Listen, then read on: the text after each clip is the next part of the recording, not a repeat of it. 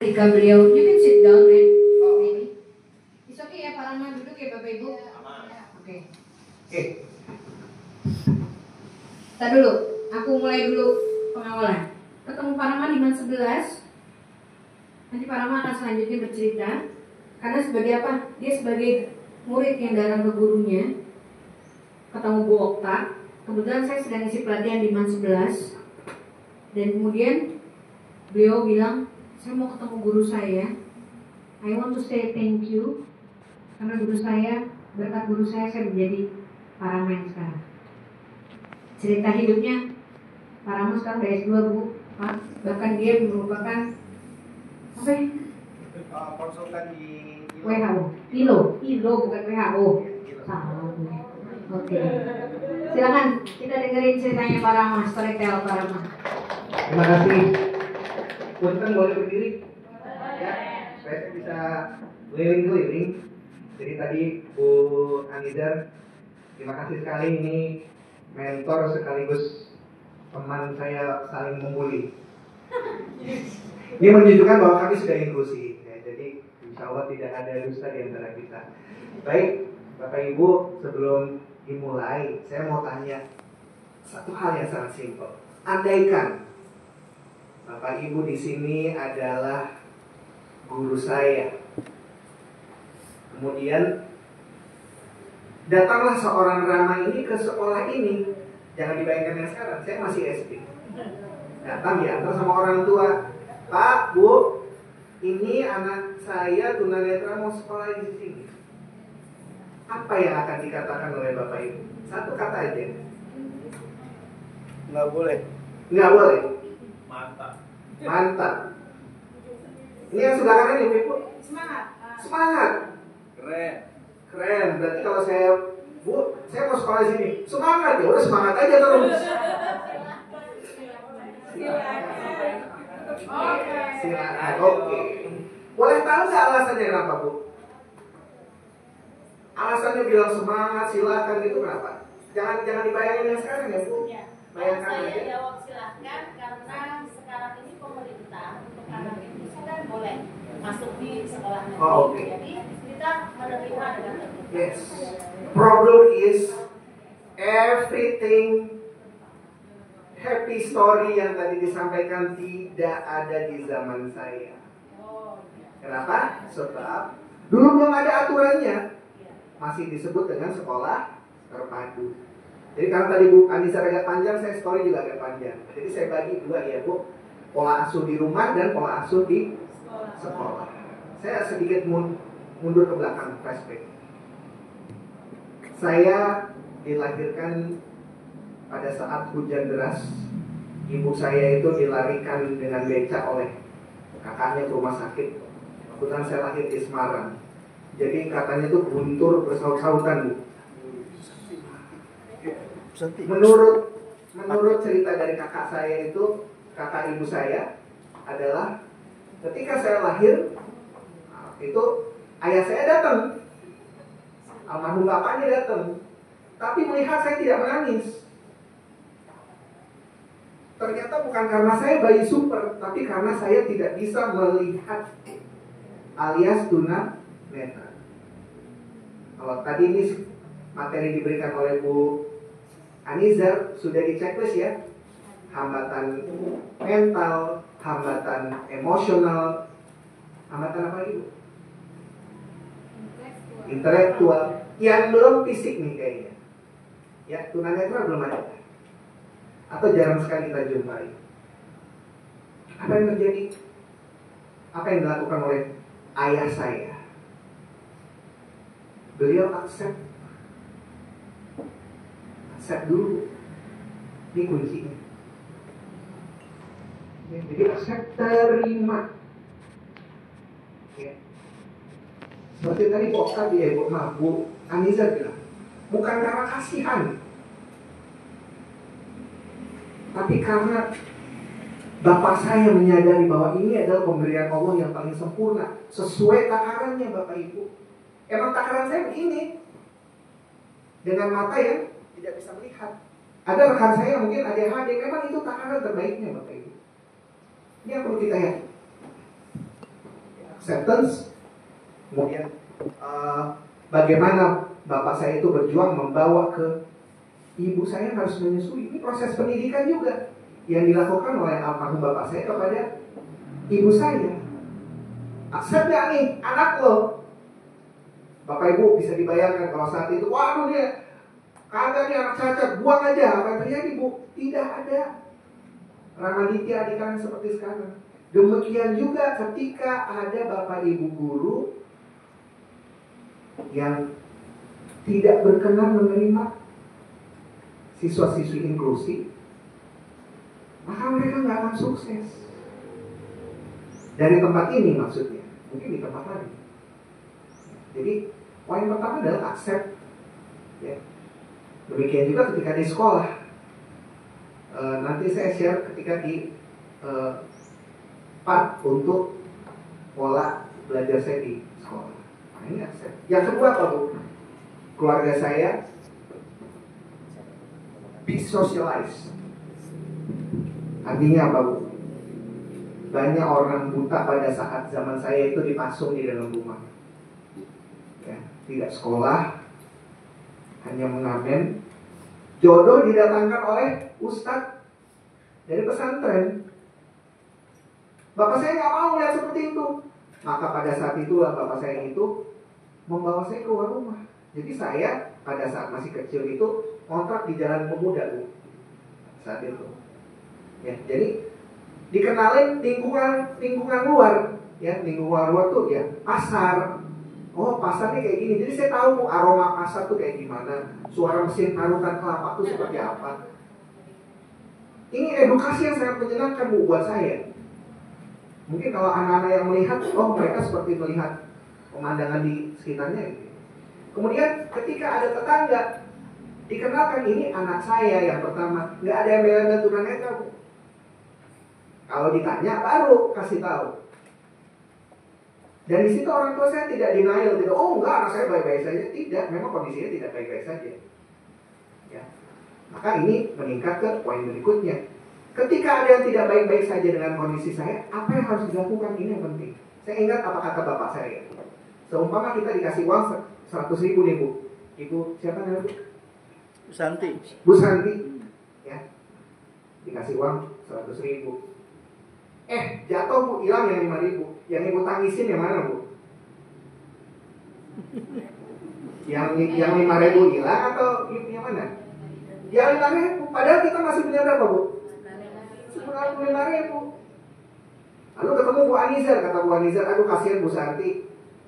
Saya kasih dia bu, nih 5.000. Tambah nangis kencengnya. Ya, tambah kenceng nangisnya Mar. Kenapa? Coba tadi duit gua nggak hilang. Artinya apa?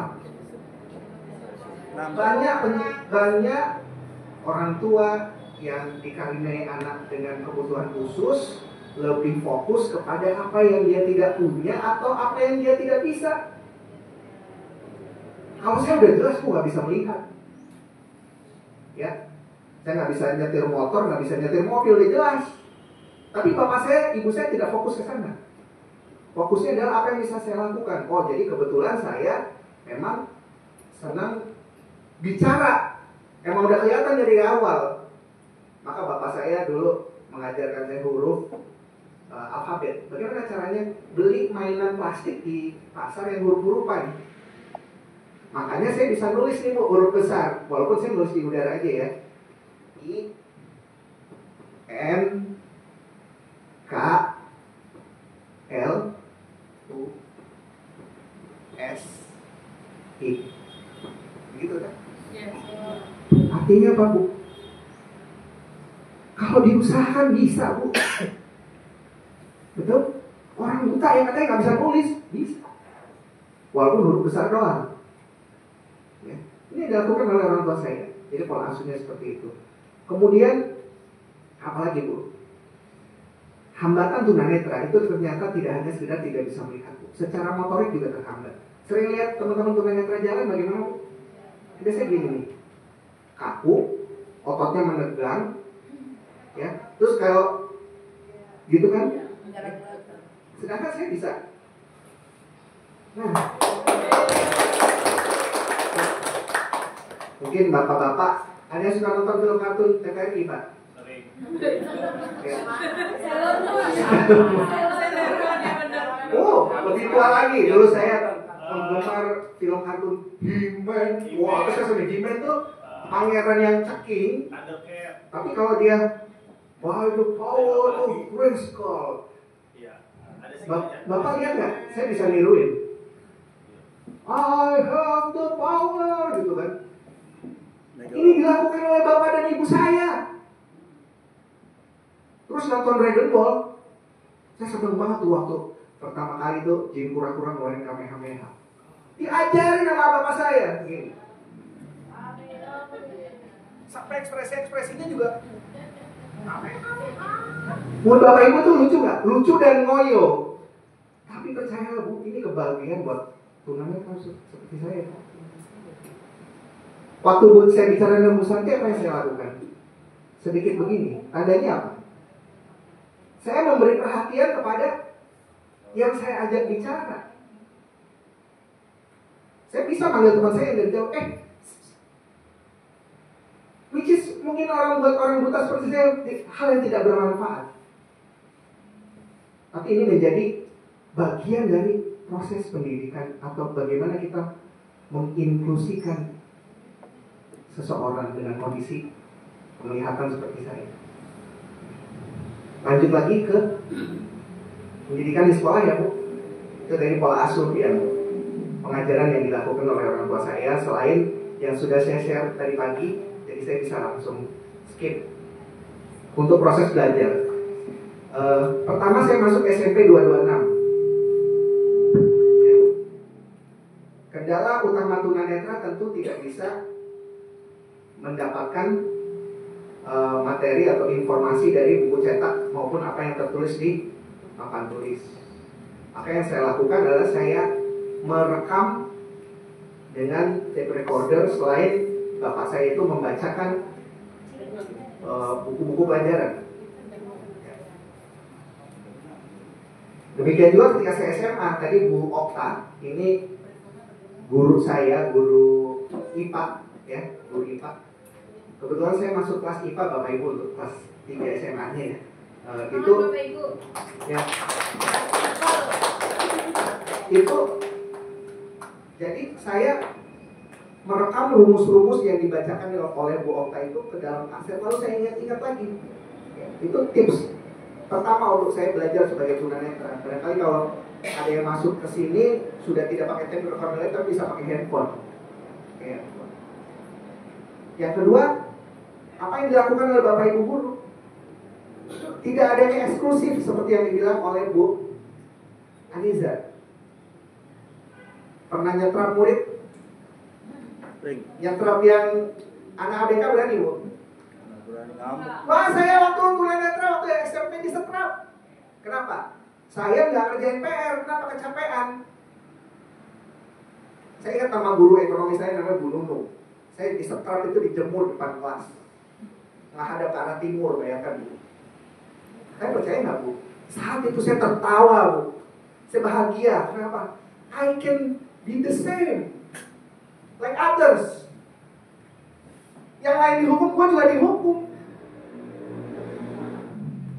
Sampai Bu Nunung itu berlinang air mata pada saat melihat saya ketawa. Kenapa kamu ketawa? Saya bisa ngerasain Bu dihukum kayak yang lain. Kalau kita mungkin mikirnya kan, udah kasihan lah, nggak usah dihukum. Tapi supaya kita bisa berkompetisi, itu yang harus dilakukan.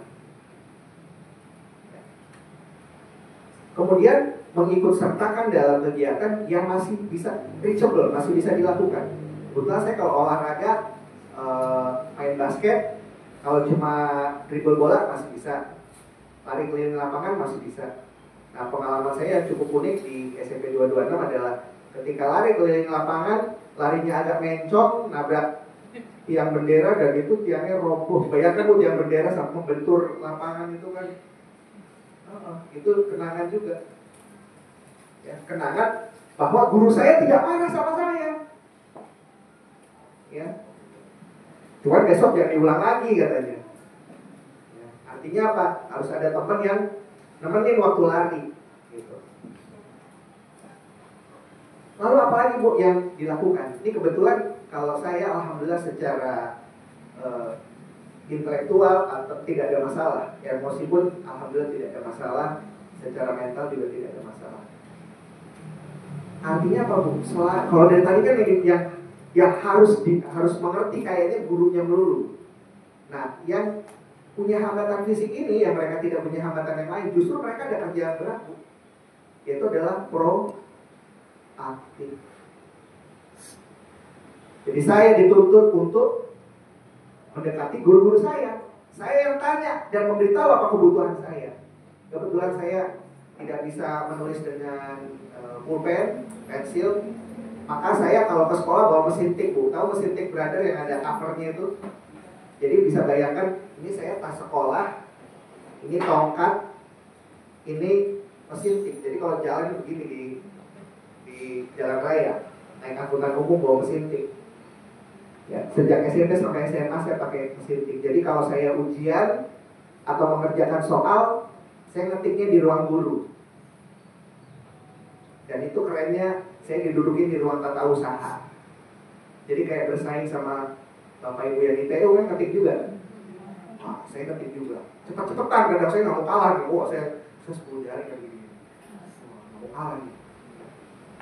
Hanya memang pernah saya ngerjain tugas 2 lembar, nggak ada tulisannya karena tintanya habis. Nah, itu nggak bisa ngecek memang ya. Proaktif. Jadi saya harus bertanya. Ya mungkin kalau Bapak Ibu nanti ketemu dengan rekan tunanetra, harus dipancing Bu. Kamu butuhnya apa? Gitu. Dan no excuse tadi, kalau nggak ngerjain PR ya dihukum. Ya mungkin kalau untuk ABK jenis lain bisa dengan cara yang berbeda. Tapi untuk tunanetra nggak ada masalah. Yang terakhir yang bisa saya sampaikan adalah bahwa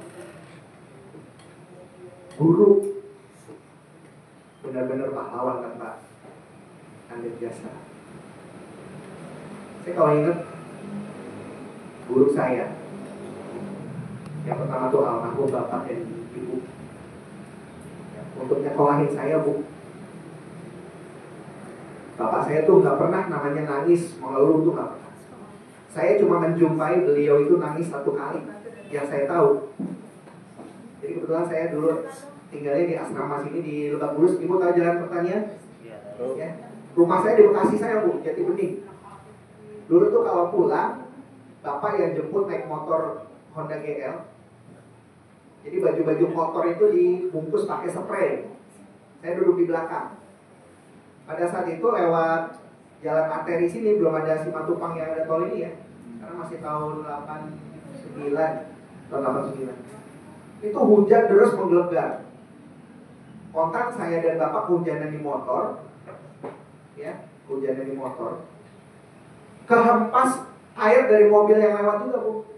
Jadi mati tuh motor. Bapak saya turun dari motor bilang, "Nah, kamu mau dorong motor nak sama Bapak?" Saya masih kecil Bu, senang-senang aja Bu, hujan-hujanan. Iya benar. Saya dorong motor.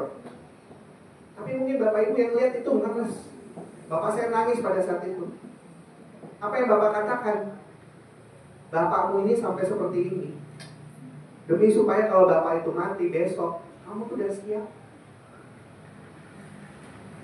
Bapak tuh gak mau lihat kamu menderita. Itu yang dibilang sama Bapak saya. Sampai sebegitunya Bu. Saya yakin gak ada orang di dunia ini mau membiarkan anaknya, apalagi yang dia ada hambatan fisik, hambatan mental atau yang lainnya. Kehujanan Bu. Itu kami jalan tuh 3 kilo sampai ketemu bengkel.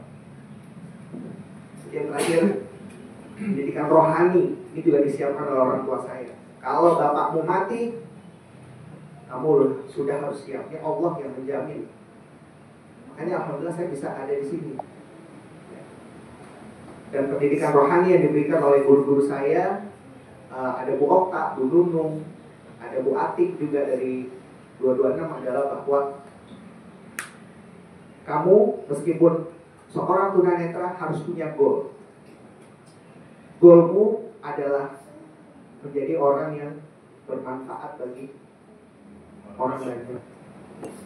Kiranya sharing saya ini bisa melengkapi materi dari Bu Aniza, karena saya percaya untuk kondisi tunanetra ini mungkin ketemu murid seperti saya ini jarang, Bu. But someday it will. Saya yakin akan ada teman-teman kita, adik-adik kita, anak-anak kita yang penyandang disabilitas, mungkin tunanetra atau tunarungu yang datang ke sekolah ini. Mungkin sharing dari saya ini bisa menjadi manfaat. Terima kasih untuk Bu Aniza sudah dikasih kesempatan sharing. Assalamualaikum warahmatullahi wabarakatuh.